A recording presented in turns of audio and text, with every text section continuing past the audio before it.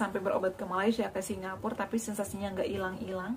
Kira-kira obat-obatan apa sih yang ampuh? Di sini aku bakal sharing lagi ya, kenapa sih kita udah banyak banget konsumsi obat, udah minum obat ini, obat mahal, tapi kok susah banget ya. Dan di sini juga aku bakal share buat kalian yang punya tugas atau kerjanya di malam hari atau sering dinas malam, aku akan memberikan beberapa tips agar kalian bisa tidur dan tidak sering kambuh ya, terutama yang tugas di malam hari.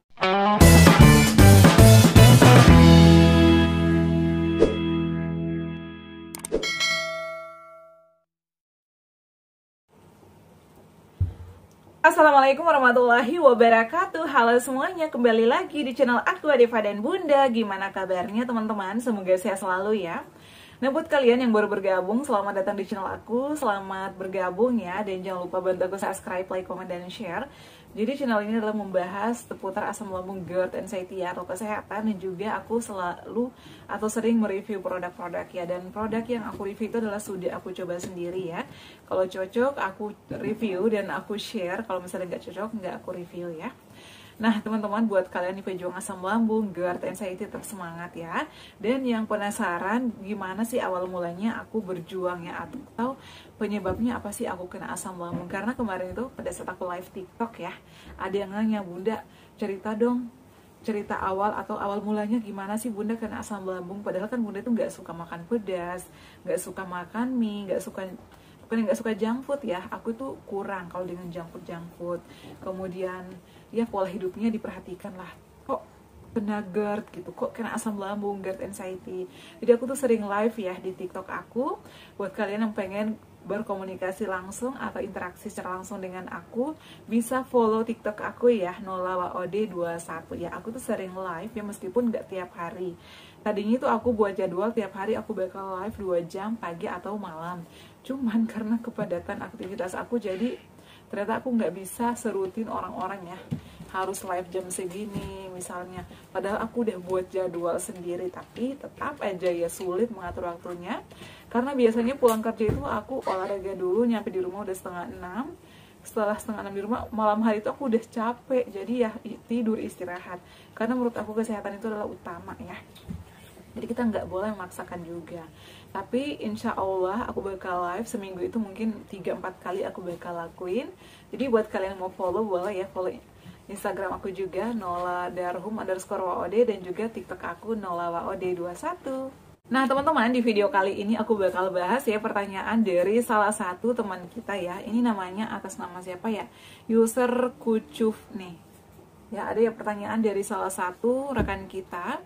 Ini aku nggak tahu dia orang Indonesia atau orang luar negeri. Cuman dia pertanyaannya itu adalah, Dik, sampai sekarang nggak sembuh-sembuh, obat semua udah saya coba dari dokter Singapura, dokter Malaysia, udah diminum. Obat apa? Dokter Jakarta di mana? Tolong informasinya, makasih.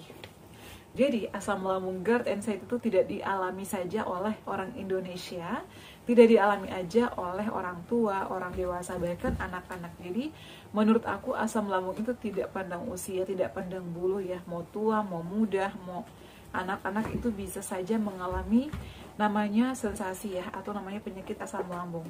Asam lambung ini penyakit nggak sih?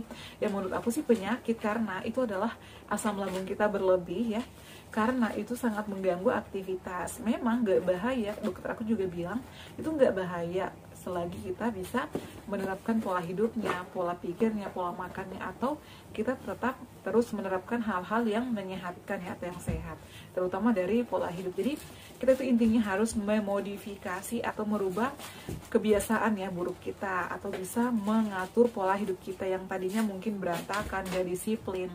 Jadi kita harus atur lagi dari awal. Jadi jangan pernah takut untuk memulai dari nol untuk hal-hal yang menyehatkan atau hal yang baik. Jadi ini adalah teman kita udah konsumsi obat-obatan dari Singapura, Malaysia, masih belum sembuh. Sebenarnya ya, kunci kesembuhan itu adalah dari diri kita sendiri. Pertama itu adalah dari pola makan. Pola makannya, meskipun kita udah banyak nih konsumsi obat-obatan, mau itu obat dari manapun atau semahal apapun obatnya, tapi kalau kita misalnya konsumsi obat tidak menjaga dari menghindari pantangannya, wah aku kan udah minum obat, it's okay, mau makan pedas, mau makan junk food, mau makan minum kafein, soda, ya berarti boleh dong. Nanti kan kambuh lagi, aku bisa minum obat lagi.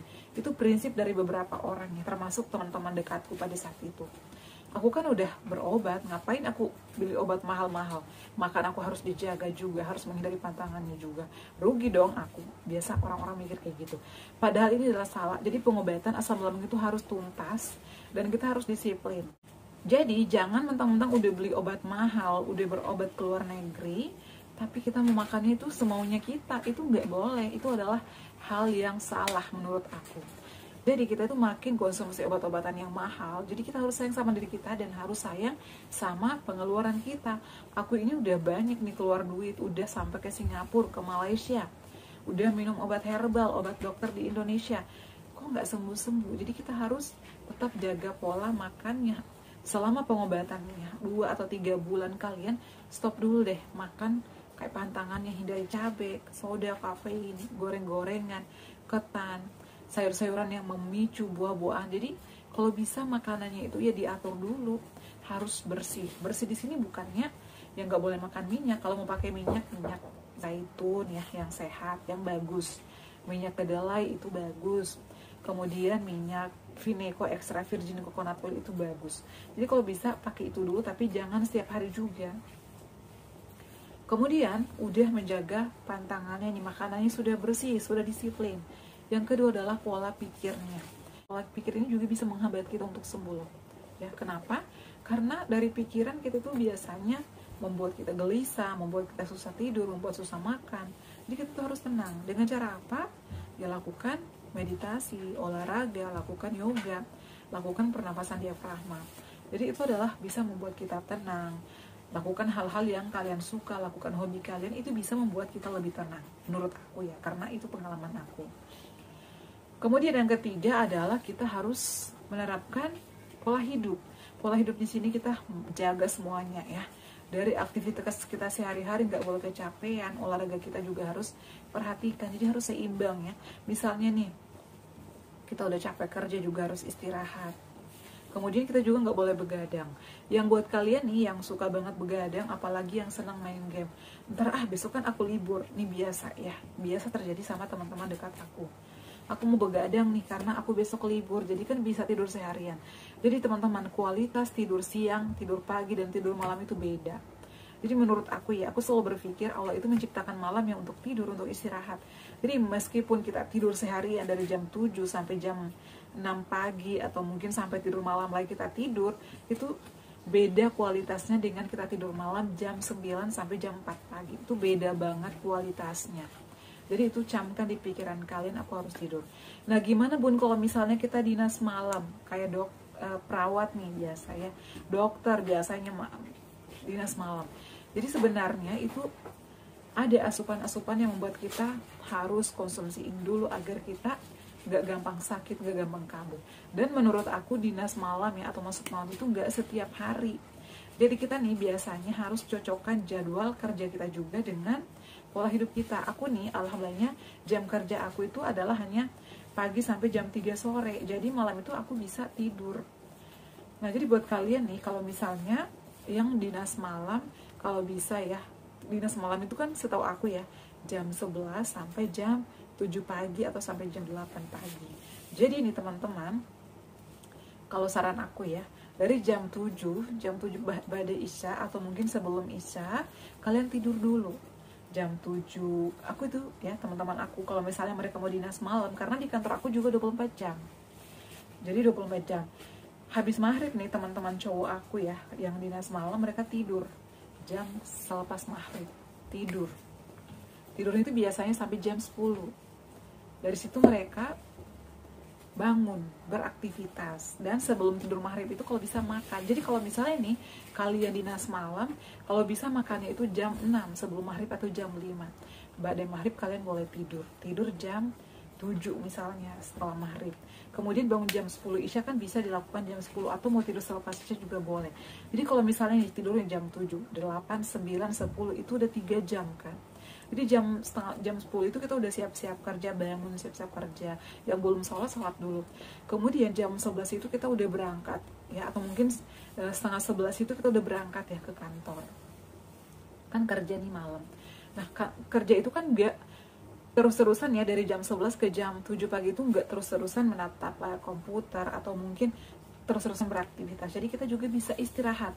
Biasanya nih di kantor aku, istirahat malam itu dikasih waktu 2 jam. 2 jam ya. Jadi kalian manfaatkan istirahat ini dengan tidur. Jangan dipakai main game. Biasanya nih cowok nih ya, di malam hari itu mereka tuh lebih milih ngopi. Jadi kalau misalnya kalian yang ada asam lambung ataupun yang punya GERD, yang punya anxiety psikosomatis ya, digunakan aja buat tidur. Bun, aku tuh nggak bisa langsung tidur, caranya gimana? Nah teman-teman, aku nih biasanya ya, teman-teman aku pada saat itu, aku juga pernah loh dinas malam saat itu, tapi alhamdulillah belum kena lambung. Aku nih biasanya nih, sambil kerja itu sambil ngemil atau sambil makan di meja makan aku, tapi nggak boleh kenyang-kenyang.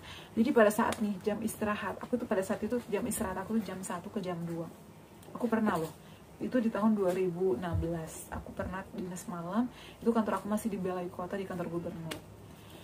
Aku tuh tidur jam 1 ke jam 2 itu aku tidur. Jadi agar aku nyenyak tidur, pada saat mau tidur itu aku dengerin musik kesukaan aku. Tidur tuh langsung plak gitu ya. Jam 2, kadang setengah 3 teman aku gantian ya aku bangun. Pada saat bangun itu aku minum air hangat, minum madu ya. Aku tuh bawa asupan-asupan aku pada saat itu. Tapi alhamdulillah sih saat ini aku udah kerja normal ya, bangun setengah 5 atau jam 4, kerja jam 7 sampai jam 3 sore. Jadi buat kalian yang suka dinas malam, terapkan kayak gitu, tidurnya itu dari jam 7 ke jam 10, itu kan lumayan menurut aku ya.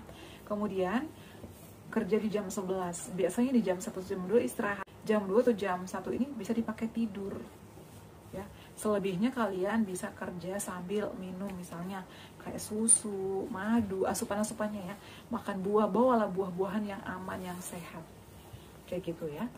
Kemudian nih pertanyaan dari teman kita, karena mungkin sering begadang malam karena kerja malam, cara mengatasinya kalau misalnya udah melakukan semuanya ya, udah terapkan pola makannya, pola hidupnya, tapi obatnya nggak sembuh-sembuh nih ya, caranya gimana? Bisa berobat herbal. Ini ada salah satu komen juga menyarankan obat herbal atau obat tradisional. Kalau mau nyoba juga boleh kayak kunyit, jahe, kemudian madu, itu boleh dicoba ya. Untuk jahe sama kunyit boleh ya digeprek atau direbus, kemudian kasih gula aren. Pada saat mau minum bisa dikasih madu, tapi saran aku konsumsinya 2 jam setelah makan ya. Bisa di pagi sama sore hari kalau misalnya masih banyak sensasi. Tapi dengan catatan kalau misalnya mau ikhtiar dengan obat-obatan tradisional, obat herbal, pola hidupnya juga harus diterapkan ya, makannya harus diperhatikan. Kalau mau dibantu obat herbal, aku sarankan madu Z-Smack, ini aman sama aku, cocok sama aku. Tapi lagi-lagi kalau mau coba obat-obatan apapun harus disertai dengan pola hidup sehat. Polanya, pikirannya, istirahatnya itu harus dijaga. Ya, meskipun kita udah konsumsi obat-obatan yang mahal ya, tapi kalau misalnya pola hidup kita nggak bisa dijaga, pikiran kita nggak bisa dikontrol, itu akan terus-terusan kambuh-kambuhan meskipun udah berobat kemana-mana ya. Kecuali mungkin minum obat-obatan kayak obat-obatan penenang, dan itu harus ke psikiater. Seperti itu ya. Dan kalaupun misalnya pengen endoskopi, pengen mengecek kondisi lambungnya, boleh minta rekomendasi atau rujukan ke dokter. Tapi kalau misalnya yang umum itu lebih mudah, biasanya langsung karena itu bayar ya. Tapi kalau aku saat itu sih, aku itu adalah orang yang sederhana, jadi aku mengandalkan fasilitas yang ada ya. Karena yang aku punya hanya BPJS, jadi aku pakai BPJS. Jadi semuanya free, tapi memang harus sesuai prosedur. Jadi kita tinggal milih mau yang instan, mau yang gampang, atau mau yang sesuai prosedur tapi harus sabar. Aku pilih sabar, dan itu menurut aku menguji kesabaran aku. Ya, dan kita harus banyak-banyak bersyukur karena bisa melewati semua ini dengan alhamdulillah normal lagi seperti sedia kala. Jadi seperti itu ya, buat yang masih banyak sensasi, dan buat kakak yang udah bertanya kenapa nggak sembuh-sembuh, terapkan pola hidupnya, pola sehat, pola makannya, kemudian istirahatnya juga harus dijaga. Kalau mau nyoba obat herbal boleh, obat tradisional boleh, mau konsumsi susu juga boleh. Intinya adalah berpikiran, istirahatnya juga harus dijaga. Terapkan 3P atau 4P-nya ya. Pola pikir, pola hidup, pola tidur ya, dan juga pola makan itu harus dijaga. Jangan lupa juga terapkan olahraga. Insya Allah lekas sembuh, lekas pulih kembali seperti sedia kala. Jangan lupa lakukan yoga, meditasi, dan sering lakukan pernafasan diafragma. Oke teman-teman ya, cukup sekian share aku kali ini, semoga bermanfaat. Dan semoga kalian yang masih berjuang lekas pulih juga, lekas sembuh juga, dan bisa beraktivitas normal seperti sedia kala ya. Cukup sekian video kali ini. Jangan lupa untuk terus dukung channel aku Deva dan Bunda dengan cara like, comment, share, dan subscribe. Assalamualaikum warahmatullahi wabarakatuh. Sampai ketemu lagi di video-video aku selanjutnya. Bye.